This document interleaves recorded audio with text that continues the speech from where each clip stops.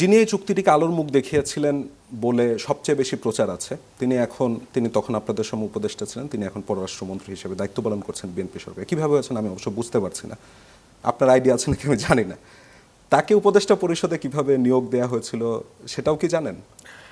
এই বিষয়টা আমি অবগত না। প্রথমত তিনি উপদেষ্টা হন নাই, তিনি উপদেষ্টা পদমর্যাদায় নিরাপত্তার দায়িত্বে ছিলেন।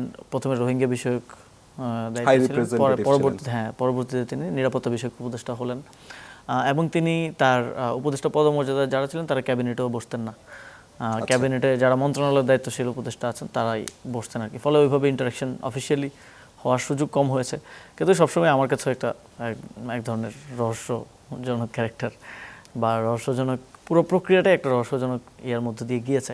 কিন্তু কিছু ইন্ডিকেশন, যেমন আমি ইতিপূর্বেও বলেছি যে সরকার নির্বাচন যত ঘনিয়ে আসে তত ওনার আসলে ক্ষমতা কিংবা ওনার হস্তক্ষেপ বিভিন্ন ক্ষেত্রে আমরা বাড়তে দেখতে থাকি। যেমন পুলিশের এসপি পরিবর্তন, জেলায় এসপি যখন পরিবর্তন হয়, যখন লটারির মাধ্যমে পরিবর্তনগুলো হয়, যখন জেলা পরিষদের ডিসি পরিবর্তন হয়, এগুলোর জন্য কিন্তু সরকারের মধ্যে একটা ফাংশনাল বডি ছিল। সরকারের মধ্যে দুইটা কমিটি ছিল, একটা পুলিশের বদলি এবং শৃঙ্খলা সংক্রান্ত কমিটি, আরেকটা ছিল জনপ্রশাসনের বদলি এবং শৃঙ্খলা সংক্রান্ত কমিটি। তো এই কমিটিগুলোই বসে সিদ্ধান্ত নিয়ে, ওই কমিটি 5 জন উপদেষ্টা করেছিলেন উভয় কমিটিতে। আমি একটা কমিটির মেম্বার সেক্রেটারি ছিলাম। তো এই কমিটিগুলোই স্বাভাবিক প্রক্রিয়ায় যে কোনো একটা জায়গায় এসপি খালি হচ্ছে, বাকিদের মধ্য থেকে তখন আমরা একটা পলিসি করি যে পরীক্ষা নিয়ে যে একটা শর্টলিস্ট করে সেখান থেকে বাছাই করে দেয়া। তো এই প্রক্রিয়ার মধ্য দিয়েই হচ্ছিল। কিন্তু শেষ পর্যায়ে আমরা দেখলাম যে জনাব খলিল সাহেব তিনি এই প্রক্রিয়ার মধ্যে ঢুকে গেলেন, যদিও তিনি উভয় কোনো কমিটির মেম্বার ছিলেন না। তখন আমাদেরকে বলা হলো যে মাননীয় প্রধান উপদেষ্টা চান তিনি যেন এখানে এই প্রক্রিয়ার মধ্যে থাকেন।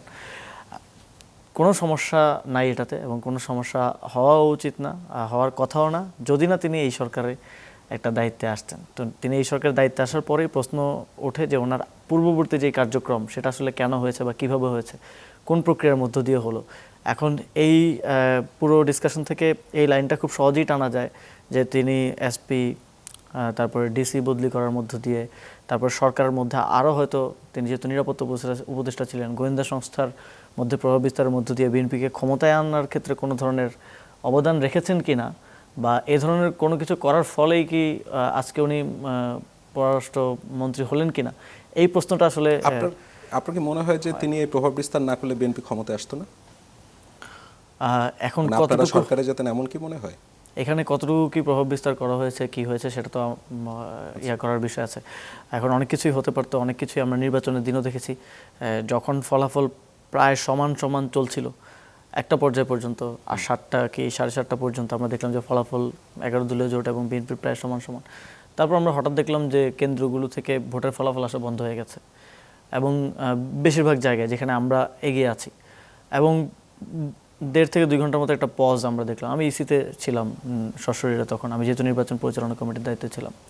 তো 2 ঘন্টা পজের পর আমরা দেখলাম যে যেই কেন্দ্রগুলোতে আমাদের প্রার্থীদের রেজাল্ট খারাপ সেগুলো আসতেছে, এবং বিভিন্ন কেন্দ্র দখল করার মতো একটা প্রক্রিয়া আমরা ঢাকা 13 আসনে দেখেছি। একটা কেন্দ্র থেকে ব্যালট বাক্স নিয়ে দৌড়ে চলে গিয়েছে। আমরা ঢাকা 8-এ দেখলাম যে একজন এমপি প্রার্থীর স্ত্রী নিজে ভোট গণনা পর্যবেক্ষণ করছেন, তদারকি করছেন। তো এই ঘটনাগুলোর মধ্য দিয়ে রেজাল্ট ঘুরিয়ে দেয়া কিংবা এই যে এসপি এবং ডিসিদের নিয়োগটা নিজেদের কন্ট্রোলে রাখার মাধ্যমে, এবং আমরা তো জানি প্রশাসন বিগত 3টা নির্বাচন প্রশাসন করেছে এই 26-এর নির্বাচনের আগে, তো তাদের হাতে ইমেন্স পাওয়ার থাকে ইলেকশনের সময়, তারাই সম্পূর্ণ ব্যবস্থাটার দায়িত্ব থাকে।